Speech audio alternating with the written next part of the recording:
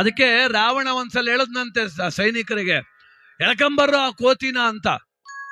ಅದಕ್ಕೊಬ್ಬ ಅನ್ನಂತೆ, ಸ್ವಾಮಿ ಅವನ್ ಹೆಂಗೋ ಸಹಿಸ್ಕೋಬಹುದು, ಹಳದ ಬಾಲ ಆದ ಸ್ವಾಮಿ, ಅದೇ ಬಾಳ ಹಿಂಸೆ ಅಂತ. ಅಷ್ಟು ಶಕ್ತಿ ಇತ್ತು ಆ ಬಾಲದಲ್ಲಿ, ಲಾಂಗೋಲದಲ್ಲಿ. ನೋಡಿ, ಅನಂತ ಅವತಾರ, ಅನಂತ ಶಕ್ತಿ. ಒಂದ್ ಗಾಡಿ ಓಡಿಸ್ಬೇಕಾದ್ರೆ ಸ್ಟೇರಿಂಗ್ ಮುಟ್ಟು ನಮಸ್ಕಾರ ಮಾಡ್ತೀವಿ. ಅದು ಚಂದ್ರಲೋಕಕ್ಕೆ ಎಲ್ಲೋ ಕ್ಷಿಪಣಿ ಉಡಾಯಿಸ್ಬೇಕಾದ್ರೆ, ರಾಕೆಟ್ ಕಳಿಸ್ಬೇಕಾದ್ರೆ ಇಸ್ರೋ ವಿಜ್ಞಾನಿಗಳು ಬಂದು ತೃಪ್ತಿ ತಿಮ್ಮಪ್ಪನ್ಗೆ ಅರಕೆ ಕಟ್ತಾರೆ.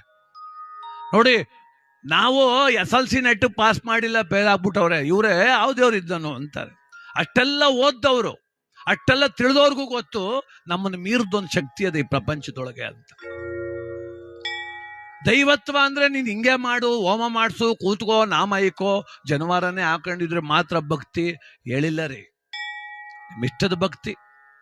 ಆಂಜನೇಯ ವೆಜ್ಜು ಅಂತ ನಾವು ನಮ್ಮ ಮುತ್ತತ್ತಿಗೆ ಬಂದು ನೋಡ್ರಿ, ಎಲ್ಲ ಮಟನ್ ಚಿಕನ್ನೇ ಆಂಜನೇಯನಿಗ.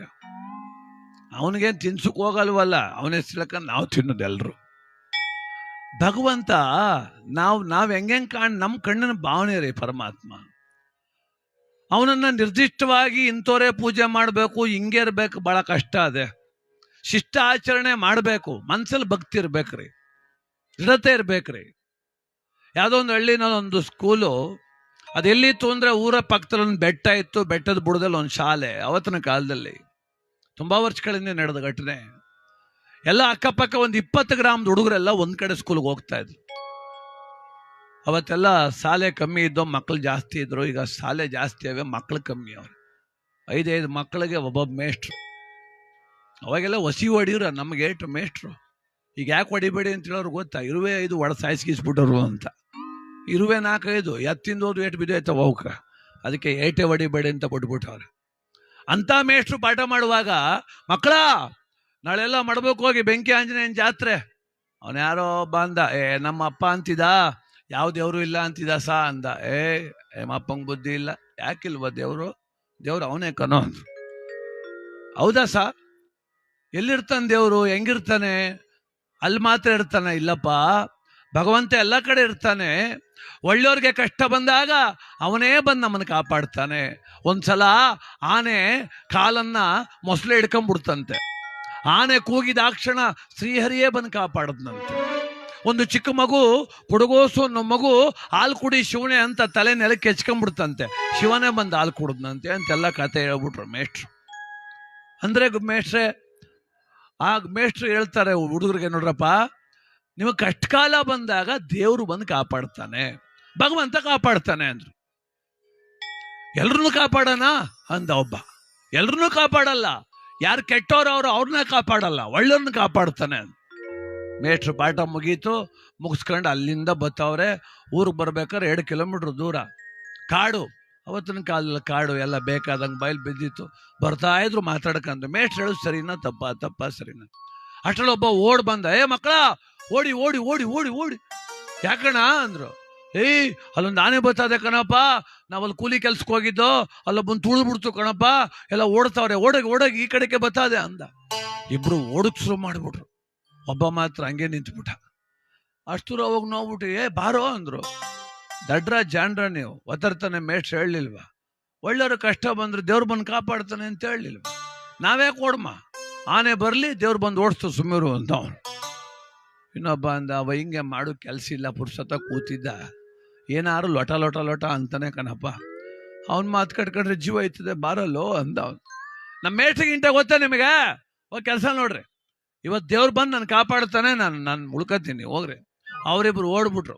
ಇವ್ನು ನಿಧಾನಕ್ಕೆ ಬರ್ತಾವ, ಸುತ್ತ ನೋಡ್ತಾನೆ, ಹೆಂಗೆ ಬರ್ಬೋದು? ಆಂಜನೇಯನ ರೂಪದಲ್ಲಿ ಬರ್ತಾನ, ಕೃಷ್ಣನ ರೂಪದಲ್ಲಿ ಬರ್ತಾನ, ಮಾರಮ್ಮನ ರೂಪದಲ್ಲಿ ಬರ್ಬೋದಾ ಅಂತ ಬಂದ. ಕೇಳ್ಕೊಬಿಡಮ್ಮ, ಪರೀಕ್ಷೆ ಬರೀದೇರು ಪಾಸ್ ಮಾಡ್ಬಿಡಪ್ಪ ಅಂತ ಕೇಳ್ಕೊಬಿಡಮ್ಮ ಅಂತೆಲ್ಲ ಪ್ಲಾನ್ ಹಾಕೋ ಬತ್ತ. ಅಲ್ಲೊಂದು ಒಂಟಿ ಮನೆ ಇತ್ತು. ಒಬ್ಬ ಅಜ್ಜಿ ಓಡ್ ಬಂದ್ಲು, ಬಾಪ ಇಲ್ಲಿ ಪಾರ್ವಕಂದ, ನನ್ನ ಮನೆ ಕೂತ್ಕ ಪ್ರಾಣ ಉಳಿಸ್ಕೊಳ್ಳೋ ಅಂದ್ಲು. ಅದಕ್ಕೆ ಅವನಂದ, ಅಜ್ಜಿ ನಮ್ಮ ಮೇಷ್ಟ್ರು ಹೇಳವ್ರೆ, ಒಳ್ಳೆಯವ್ರಿಗೆ ದೇವ್ರು ಬಂದು ಕಾಪಾಡ್ತಾನಂತೆ, ಎಲ್ಲೋ ನೀನು ಕೆಟ್ಟವಳಿರ್ಬೇಕು, ಭಯ ಆಯ್ತಿರ್ಬೇಕು, ಹೋಗಿ ನೀನು ಅಂದವನು. ಅವಳು ಹೇಳ ಸಾಕಾಗ ಅವಳು ಹೊಂಟೋದ್ರು.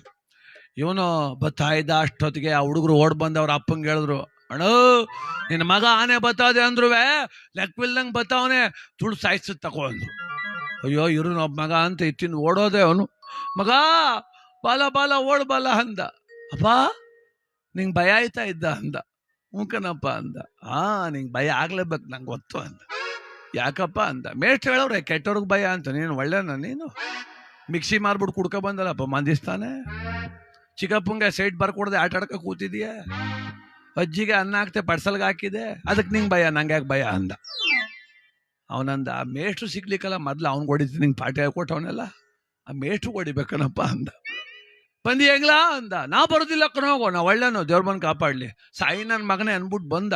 ಬತ್ತು ಬತ್ತು ಬತ್ತು ಆನೆ ಸದ್ಯ ತುಳಿಲಿಲ್ಲ, ಸೊಂಡ್ಲಲ್ಲಿ ರಾಪ್ ಅಂತ ಹೊಡೆದ್ಬಿಟ್ಟು ತಪ್ಪಂತ ಹೋಗಿ ಕೆಳಗೆ ಬಿದ್ದೋದ. ಏನು ಆನೆ ಹೊಡೆದ್ರೇನು ಕಡಿಮೆ ಏಟ್ ಆಯ್ತದ? ಬೆನ್ಮೂಳೆನೆ ಮುರಿದೋಯ್ತು, ಸೊಂಟ ತಗೊಂಡೋಗಿ ಚಂದ್ರಪಟ್ಟಣ ಹಾಸ್ಪಿಟ್ಲಿಗೆ ಹಾಕಿದ್ರು. ಎಲ್ಲ ನೋಡಕ್ ಬತ್ತವ್ರು ನೆಂಟ್ರೆಲ್ಲ, ಯಾಕೆ ಹಿಂಗಾಯ್ತು ಅಂತ, ಏನಾಯ್ತು ಅಂತ ಎಲ್ರು ಕೂಡ ಎಲ್ರೂ ಲೈಟ್ ಹಾಕೋಕ್ ಬಂದಿದ್ಯಾ, ಲೈಟಾ ಬೈಲಿಗೆ ಎಲ್ರು ನೋಡಕ್ ಬಂದ. ಅಲ್ಲ ಕಣ ಹುಡ್ಗನ್ ಬುದ್ಧಿ ಬೇಡವಾ, ಅಲ್ಲ ಕಣ ಓಡ್ ಬರೋಕಿಲ್ವೇನೋ, ನಿಮ್ಮ ಅಪಕಾರದಾಗ ಬರೋಕಿಲ್ವೇನೋ ಅಂತ ಮಾತಾಡ್ತವ್ರೆ.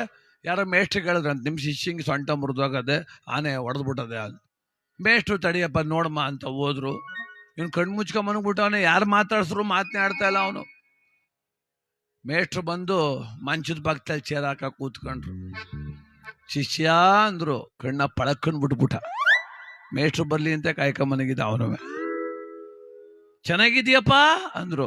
ನಾನು ಚಂದ ಕಷ್ಟ ಬೆಂಕಿ ಯಾಕ, ನೀವು ಹೊಸಿ ಸುಳ್ಳು ಹೇಳಪ್ಪ, ನಿಮ್ಮ ಮನೆ ಹಾಳಾಗೋನೆ, ಸುಳ್ಳ ಹೊಸಿ ಕಲಿಯಪ್ಪ.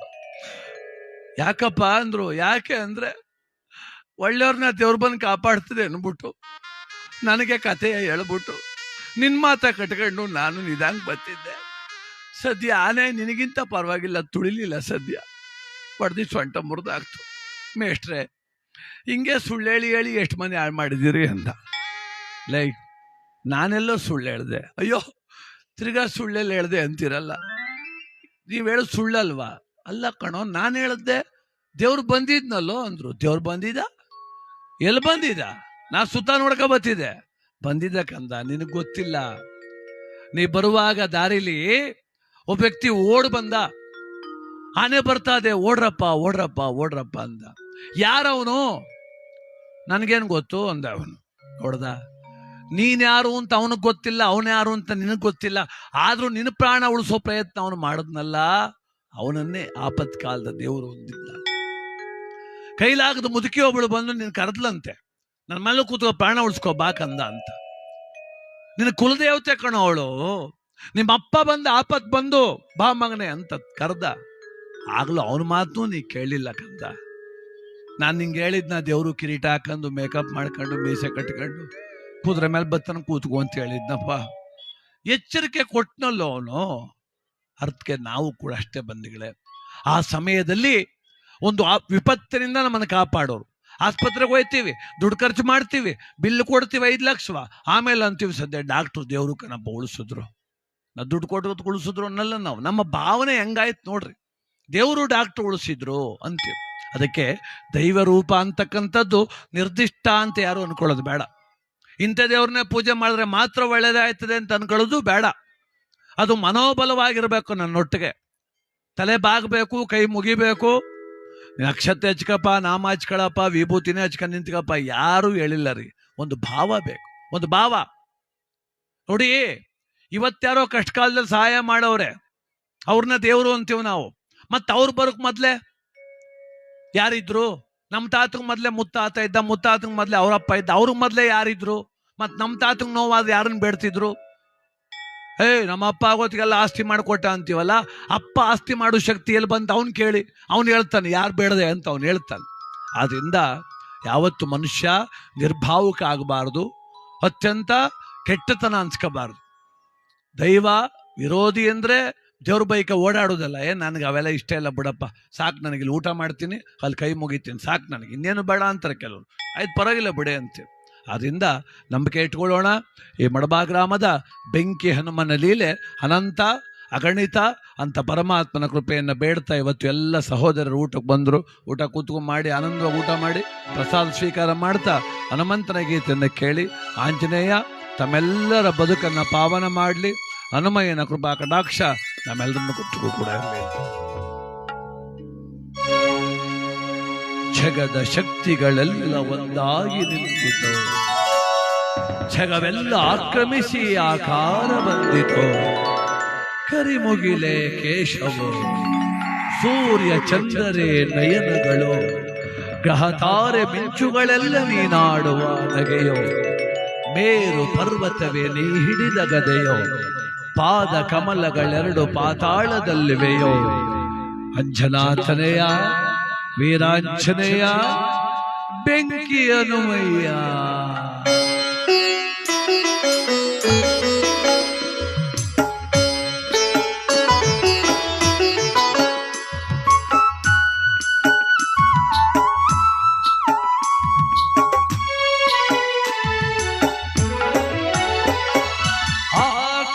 ಭೂಮಿಗಳ ಒಂದು ಮಾಡಿ ನಿಂತ ನಿನ್ನ ಈ ಆಕಾರವೇನೋ.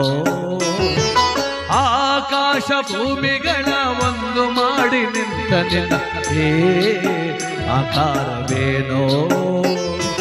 ಕಣ್ಣುಗಳ ಕೋರೈಸುವ ಕಾಂತಿ ಚೆಲ್ಲುವ ಈ ಭವ್ಯ ರೂಪವೇನೋ. ಆಕಾಶ ಭೂಮಿಗಳ ಒಂದು ಮಾಡಿ ನಿಂತ ನಿನ್ನ ಈ ಆಕಾರವೇನೋ.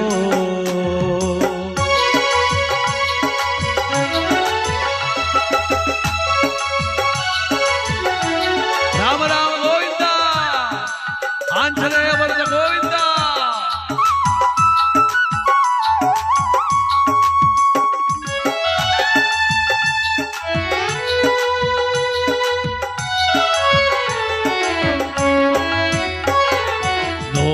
ಬಗೆ ಹೇಗೆ ನಿನ್ನ, ಬೇಡುವ ಬಗೆ ಹೇಗೆ ನಿನ್ನ, ಪಾದ ಹುಡುಕಲಾರೆ ಹನುಮ ಮಗವ ಕಾಣಲಾರೆ.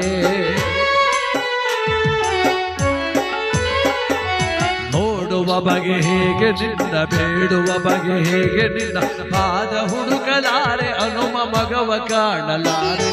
ಕೋಟಿ ಕಣ್ಣು ಸಾಲದಯ್ಯ ನಿನ್ನ ರೂಪ ತುಂಬಿಕೊಳ್ಳ, ಹೇಗೆ ನಿನ್ನ ಕಾಣಲಯ್ಯ ಹೇಗೆ ನಿಲ್ಲಲಿ. ನಿಂತ ರೀತಿಯೋ ಧನುವ ಕಾಂತಿಯೋ, ನಿಂತ ರೀತಿಯೋ ಧನುವ ಕಾಂತಿಯೋ. ಹುರಿವ ಸೂರ್ಯ ಅಣತ ದೀಪದಂತ ಕಾಣುತ್ತಿರಲು ಈಗ ಆಕಾಶ ಭೂಮಿಗಳ ಒಂದು ಮಾಡಿ ನಿಂತ ನಿನ್ನ ಏ ಆಕಾರವೇನೋ.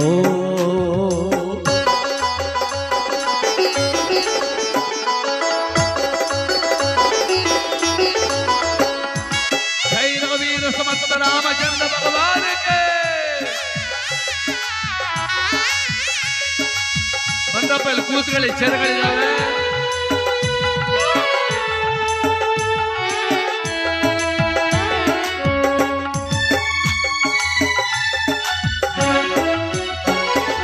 ನಿನ್ನ ಉಸಿರ ಬಿಸಿಗೆ ಹೆದರಿ ನದಿಗಳಾವಿಯಾಗುತ್ತಿರಲು, ದಿವ್ಯ ರೂಪ ಕಂಡ ಗಿರಿಗಳೆಲ್ಲ ನಡುಗುತ್ತಿರಲು.